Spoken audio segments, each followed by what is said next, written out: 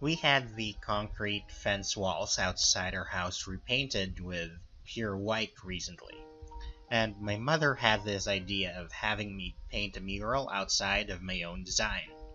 Now, this seemed like a pretty challenging idea since the biggest thing I'd ever painted so far was a 12 by 16 acrylic portrait of Nagi. Still, I've been doing digital art for over a decade now, and I've dabbled in all types of traditional painting media such as acrylic, oils, and of course my favorite, watercolors. So I didn't think it was beyond my capabilities at all. Of course, I had to think this through carefully if I were to go through this project, such as what kind of design would I paint? What kind of paint should I use? And what do I use for making the initial sketch in order to ensure that the actual painting is accurate? These were all questions that I needed to have a ready answer to if I were to paint my first mural. Painting the scale model.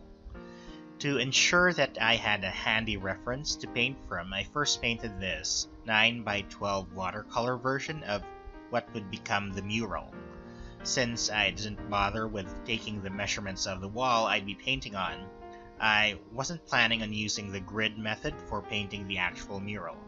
Actually, I didn't need to make the mural a 1:1 copy of this one, so this small scale version was just made for handy reference.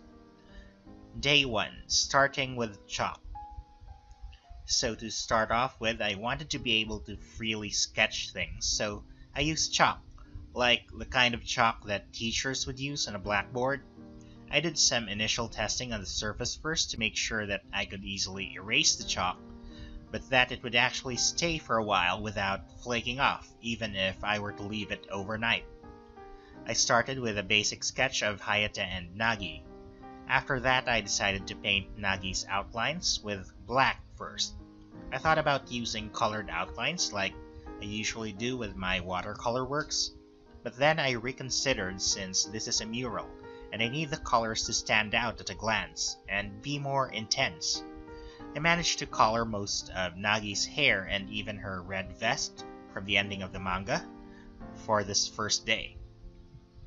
I used a combination of cheap acrylics from National Bookstore at 50 pesos or so, or about $1, and artist-grade Reeves acrylics, as well as white latex paint.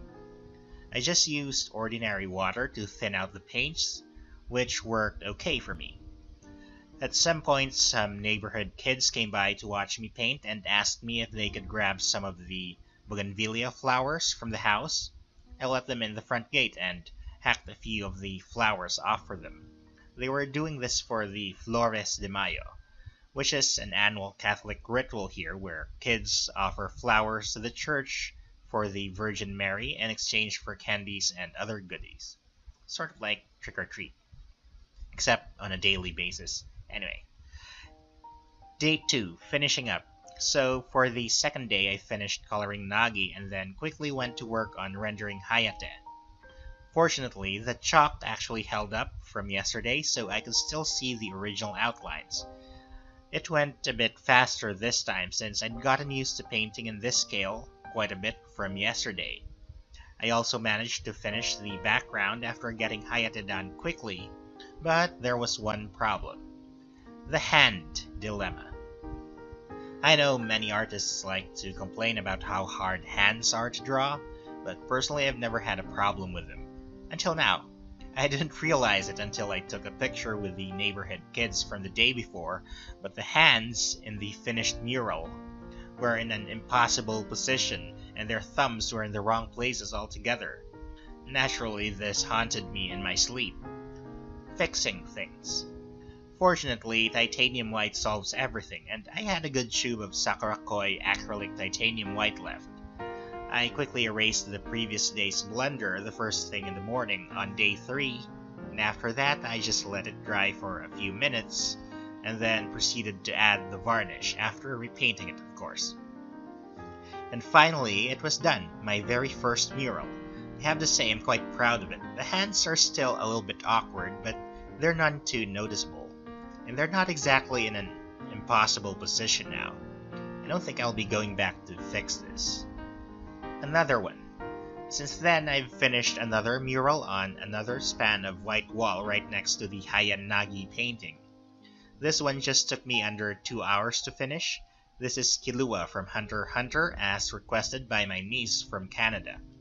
Overall, it was a fun learning experience, and it really gave me a sense of accomplishment to have finished my largest paintings to date. Still, I prefer painting on paper or canvas rather than on a wall. It was nice interacting with the neighborhood kids who made themselves at home playing with my new billiard table when I let them in, and even playing a few games on the PC. And I even got to chat a bit with the adults in the area who were curious about what I was doing. Anyway, I just wanted to share my experience with you guys, and I hope you enjoyed this short video. For now, this is Lord Cloud X out. Thanks for watching, and see you next time for sure.